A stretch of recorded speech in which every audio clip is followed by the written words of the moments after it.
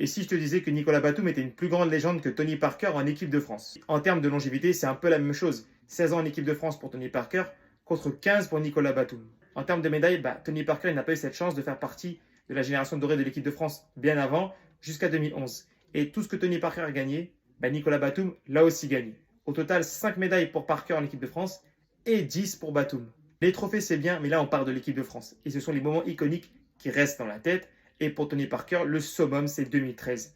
Il est MVP, meilleur joueur du tournoi. La France est championne d'Europe et surtout 32 points en demi-finale contre le grand rival espagnol. Et ce discours à la mi-temps qui est resté dans l'histoire du basket français, où il a totalement rameuté les troupes pour que l'équipe de France gagne ce match. Mais Nicolas Batum, c'est beaucoup plus d'images. Bon, pas ce coup de poing mis sur un Espagnol en 2012 en quart de finale des JO, ce panier à 3 points inscrit pour égaliser contre l'Espagne alors que lui-même avait raté les 3 lancers précédemment, puis cette action